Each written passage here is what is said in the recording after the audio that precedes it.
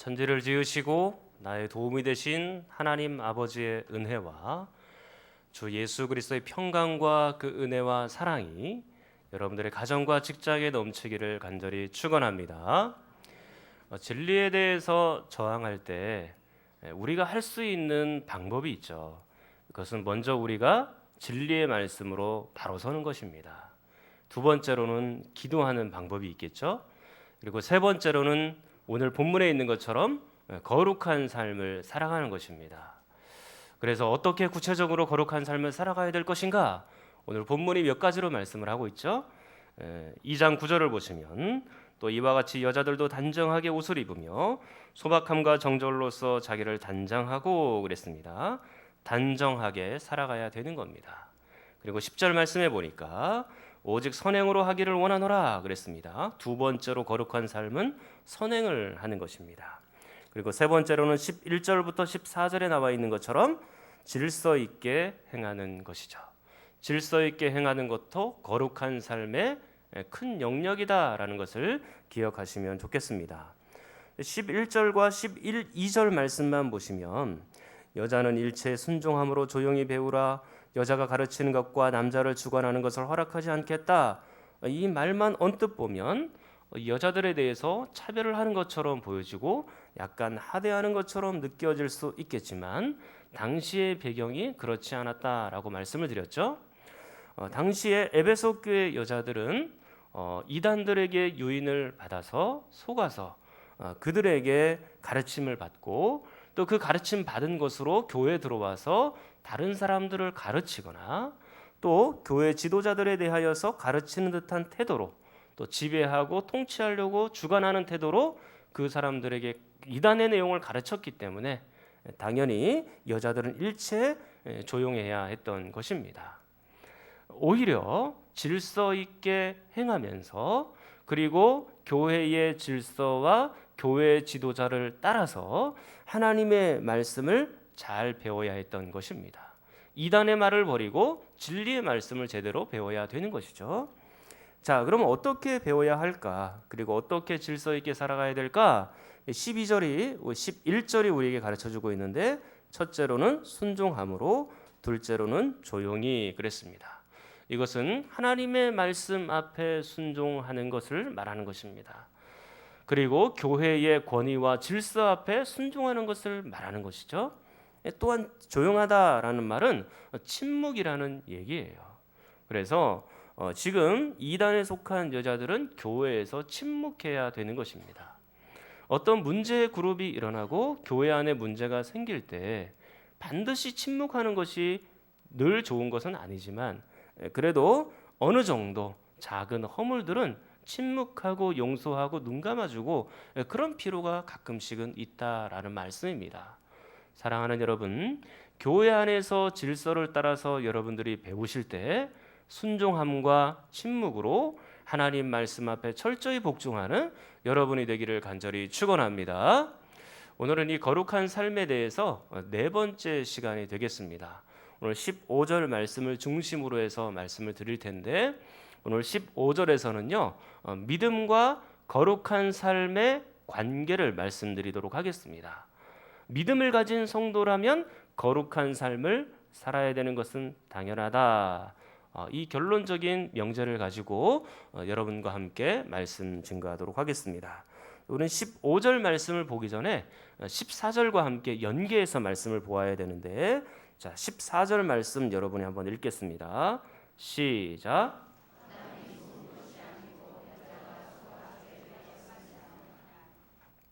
잘 보시면 여자가 지금 등장하고 있죠. 근데 아담이라는 사람의 이름이 나온 거 보니까 여기에 여자는 누구겠습니까? 하와겠죠. 그런데 이 하와라는 여성은요, 당시에 에베소 교회의 여자들을 대표하는 그 여성입니다.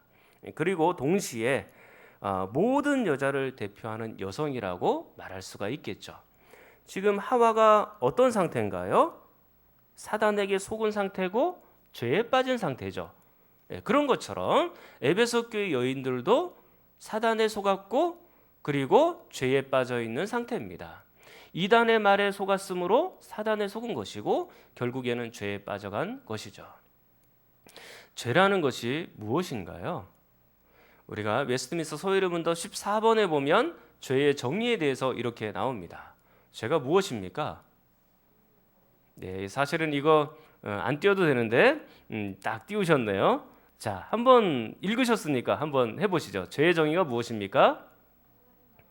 하나님의 법을 순종함에 부족한 것이나 어기는 것이 곧 죄입니다. 그렇게 말할 수가 있겠죠. 그러니까 한마디로 말씀을 드리면 하나님 말씀에 불순종하면 그것이 죄인 거예요. 근데 이 죄의 마지막 결론이 뭡니까? 죽음이죠. 창세기 2장 17절 말씀에 보면 하나님께서 아담과 하와에게 법으로 정해주셨어요. 어떤 법을 정해줬나요? 선과 악을 알게 하는 나무 열매를 먹지 말아라. 먹는 날에는 반드시 죽는다 그랬죠.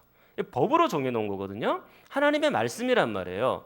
그러면 이 하나님의 말씀 앞에 순종해야 살게 됐는데 하나님 말씀에 불순종한 아담과 하와는 결국엔 어떻게 되었나요? 죽을 수밖에 없는 운명에 처해지게 된 겁니다. 그리고 실제로 죽게 되었죠. 그런 것처럼 하와가 속아서 사단에게 속았다 할지라도 죄에 빠졌고 마침내 영원한 벌을 받을 수밖에 없는 것처럼 지금 에베소 교회의 여자들도 그런 상태인 거예요. 이단에 속았고 죄에 빠졌고 영원한 벌을 받을 수밖에 없는 그런 상태인 것이죠. 뿐만 아니라 그 하와 이후로 태어나는 모든 여자들 또한 모든 남자들 역시 함께 우리가 죄에 동참했으므로 죽을 수밖에 없는 그런 상황입니다. 그러니까 지금 이 14절 말씀은요 굉장히 절망적인 말씀인 거예요. 14절만 보면 우리에게는 소망이 전혀 없습니다. 우리가 죄에 있었기 때문에 반드시 죽는 그런 형벌을 우리가 받아야 되는 거거든요. 절망뿐인 겁니다. 그런데 15절 말씀을 한번 잘 보십시오. 자, 15절 말씀을 여러분이 한번 읽겠습니다. 시작.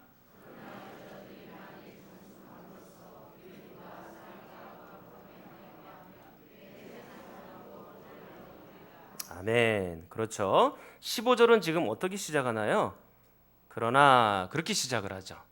그러나 그랬으니까 앞에 있는 것과 뒤에 있는 것이 서로 역접 관계에 있다는 것을 알게 되고 앞에 있는 내용과 뒤에 있는 내용이 반대가 되는 내용이구나라는 것을 알 수 있겠죠. 그래서 그러나를 이렇게 보시고 중간을 생략하고 15절 끝부분으로 가시면 뭐라고 되어 있습니까? 구원을 얻으리라 그렇게 되어 있어요. 그래서 14절에는 죽음뿐이었는데 15절로 넘어와 보니까 그러나 구원을 얻게 된다라고 소망으로 바뀌어 있는 거예요. 14절에서는 절망이었지만 15절에서는 구원의 소망이 지금 여기에 담겨져 있는 것이죠. 그렇다면 우리가 도대체 어떻게 구원을 받게 될까? 그리고 어떻게 우리가 소망을 얻게 될까? 굉장히 중요한 문제죠. 15절에 의하면 그러나와 구원을 얻으리라 그 사이에 나와 있는 문장이 여러분을 구원으로 안내해 가는 겁니다.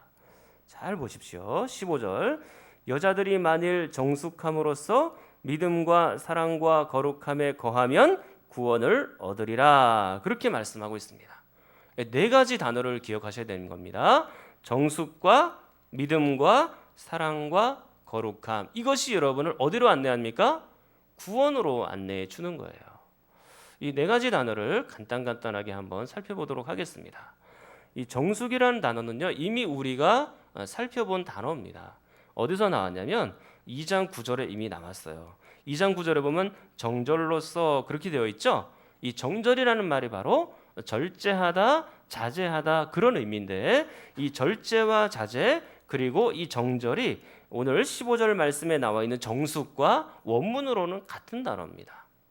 9절에서는 옷차림에 대한 절제를 말하는 것이고 오늘 이 15절 말씀에 의하면 이 15절은 이단의 가르침으로 무장한 여자들 그 가르침을 중단하고 절제하고 자제해라 그렇게 말하고 있는 것입니다. 하와가 지금 속아서 죄에 빠진 것처럼 이 여자들도 지금 죄에 빠진 상태로 이단에 대한 가르침을 교회에서 막 가르치고 있거든요. 그러니까 너희들은 지금 정숙해야 된다라고 얘기하는 거예요. 절제해야 된다라고 이야기를 하는 것입니다.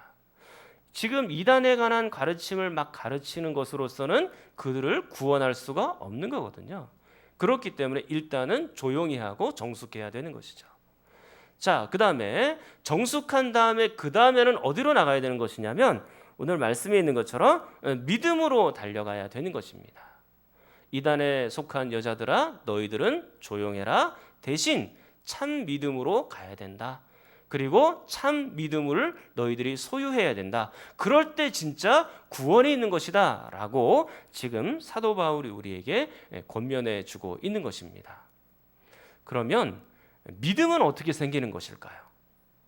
믿음은 어떻게 생깁니까? 네, 맞습니다. 성경을 우리가 한번 확인하면서 보겠습니다. 자, 로마서 10장. 로마서 10장. 여러분들이 아마 잘 아시는 말씀입니다. 253쪽. 로마서 10장 17절. 로마서 10장 17절 253쪽입니다. 로마서 10장 17절 253쪽. 로마서 10장 17절 253쪽입니다. 자, 17절 말씀을 여러분이 한번 읽겠습니다. 시작.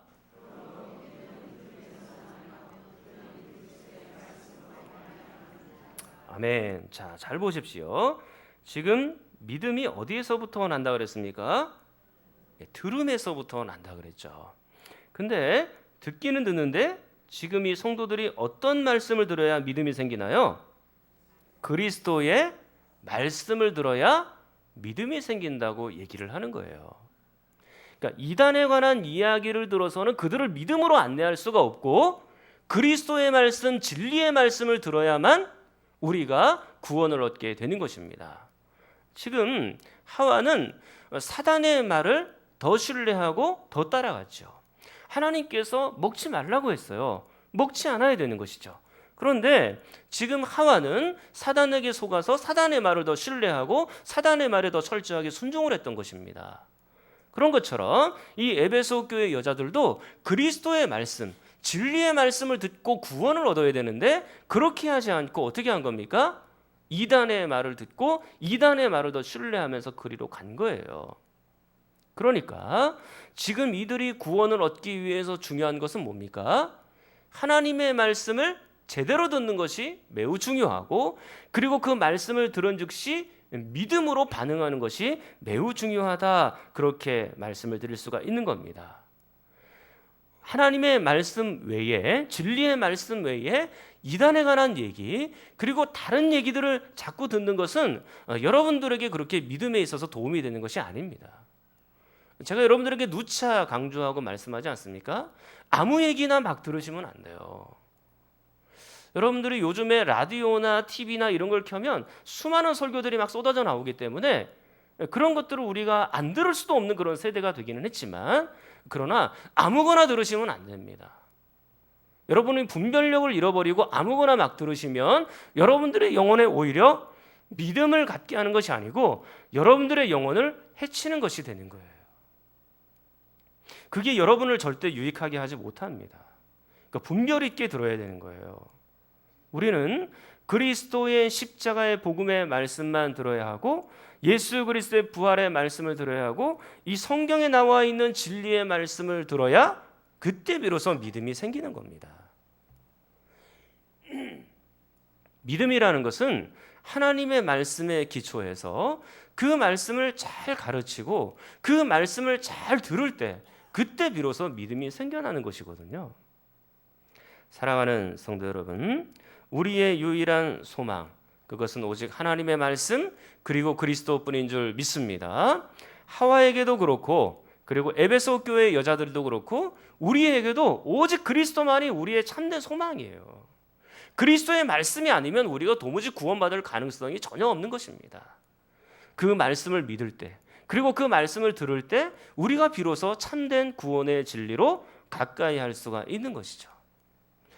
자, 이렇게 믿음을 가진 이후에는 그 다음에는 어디로 나가야 될까요? 오늘 디모데전서 다시 돌아옵니다. 2장 15절 보시면 믿음 다음에는 뭐하고 뭐가 나와 있나요? 사랑과 거룩함이 나와 있는 것이죠. 자, 믿음을 가진 이후에는요, 동시에 사랑과 거룩한 삶이 시작이 되는 겁니다.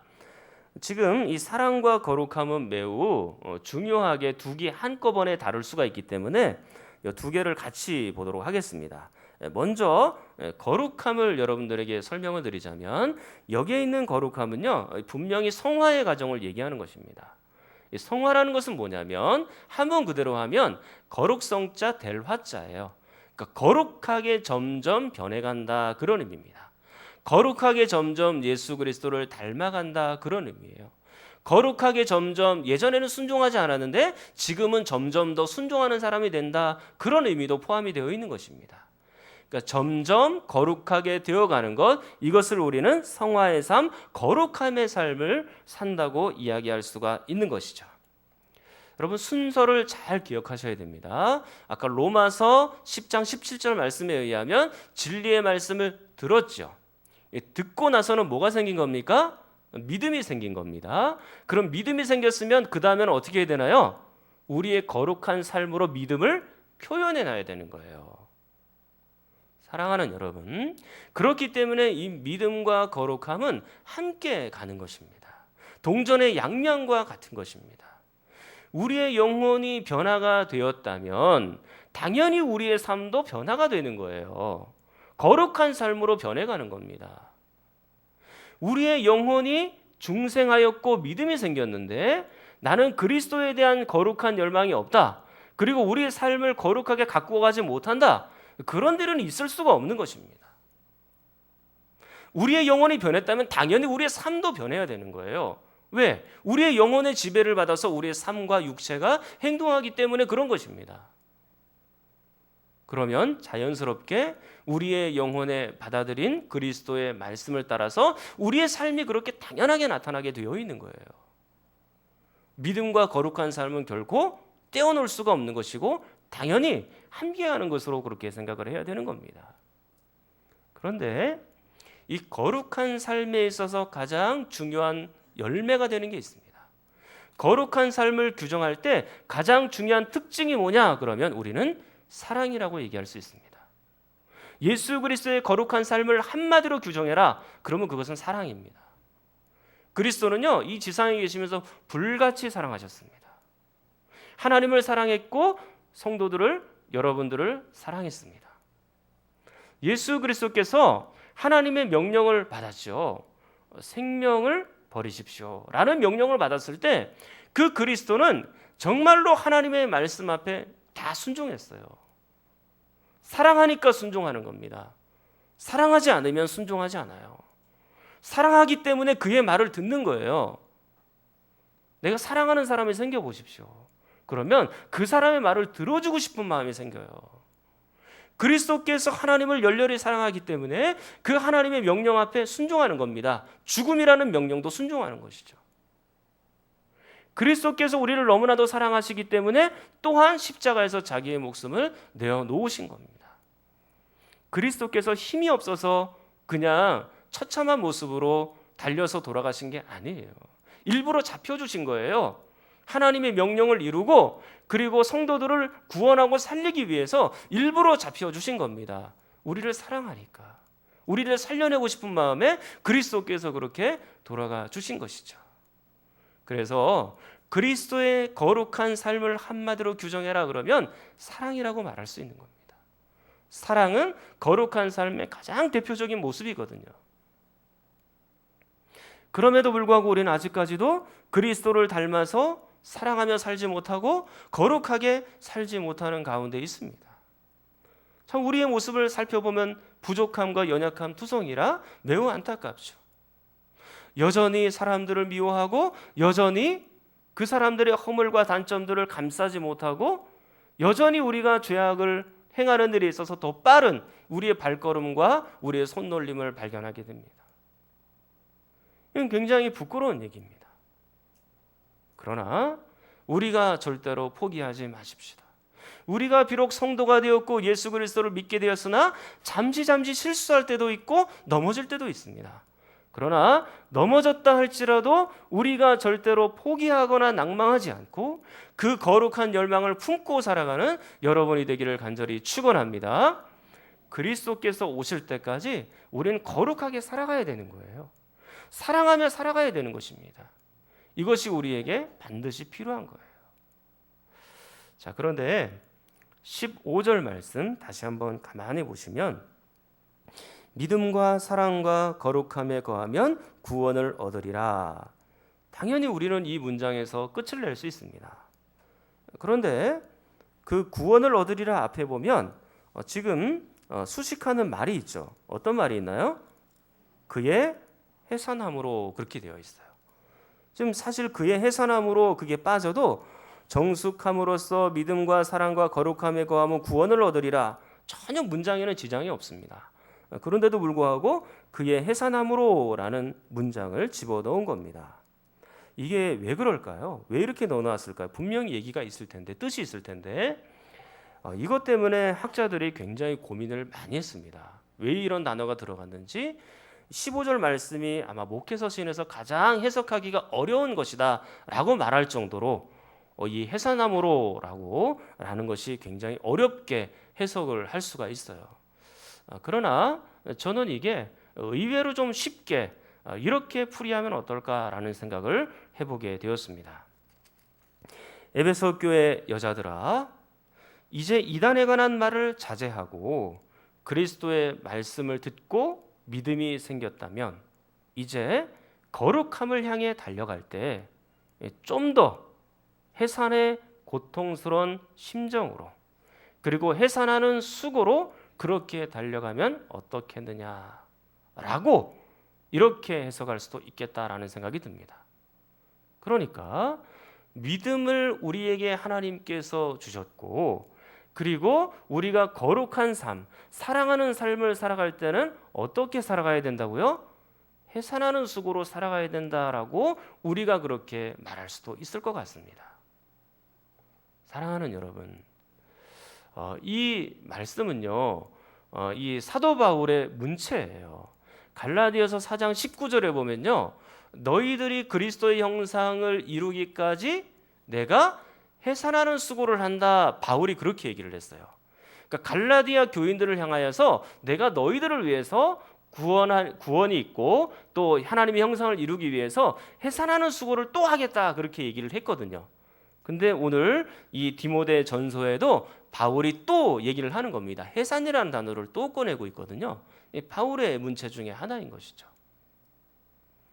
사랑하는 여러분, 그러므로 우리가 어떻게 살아가야 되느냐? 그리고 거룩한 삶을 사랑하는 삶을 살기 위하여서 해산하는 수고를 하는 건 어떻겠는가라고 우리에게 말하는 것이죠. 사랑하는 여러분, 여자분들은 이제 아기를 낳으신 분들이 많으시니까 아기를 낳을 때는 어떤 고통이 있는지 남자들은 잘 모릅니다. 옆에서 그냥 눈물만 흘릴 뿐이지 왜 저렇게 이렇게 어떤 정도의 고통인지는 우리는 잘 모르죠. 근데 여자들은 해산하는 고통을 알죠. 이 형광등 불빛이 노랗게 바뀌어야 비로소 아기를 낳는다라는 이야기를 한번 들어는 보았습니다. 아주 옛날 어머니들이 표현하는 방식이죠. 그 정도로 매우 힘든 과정이 해산하는 수고 아닙니까? 그런 것처럼 여러분들이 거룩함을 이루어가는 것도 사랑을 이루어가는 것도 사실은 뭐가 필요하냐면 해산의 수고가 필요하고 해산의 헌신이 필요한 거예요. 거룩함을 이루어감에 있어서는 훈련받지 않고 이루어지지 않습니다. 거룩함을 이루어가고 사랑하는 것은 그냥 막 이루어지는 게 아니에요. 여러분들이 해산하는 수고를 해야 이게 이루어지는 거예요.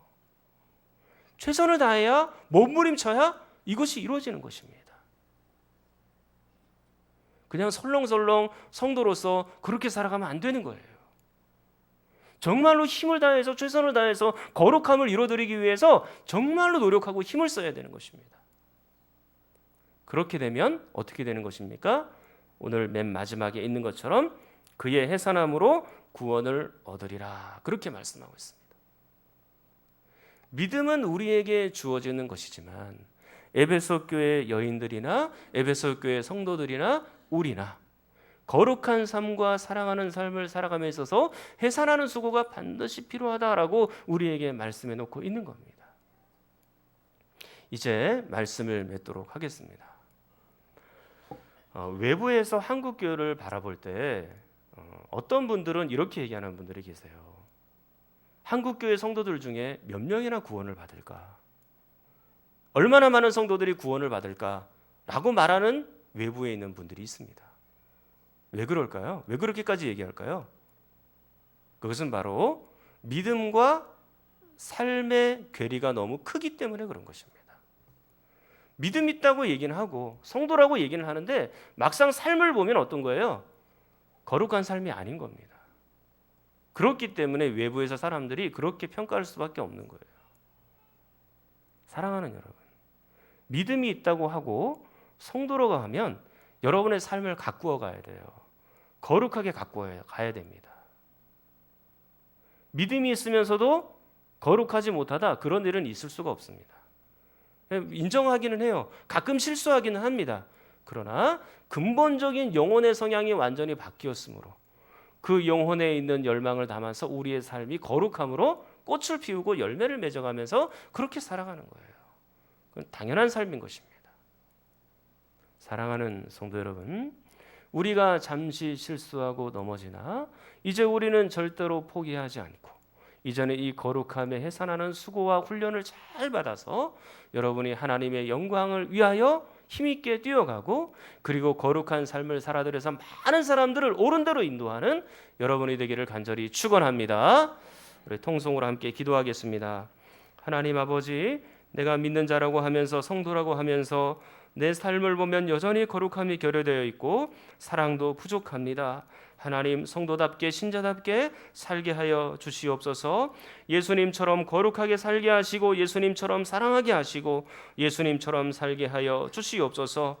요즘 또한 남과 북 사이가 좋지 않은 가운데 있사오니 또 포격전도 오고 가고 있습니다. 이 나라를 굽어 살피시고 다시는 전쟁이 일어나지 않도록 인도하여 주옵소서. 오늘 들은 말씀과 나라와 민족을 위하여 주여 한번 부르짖고 기도합니다. 주여.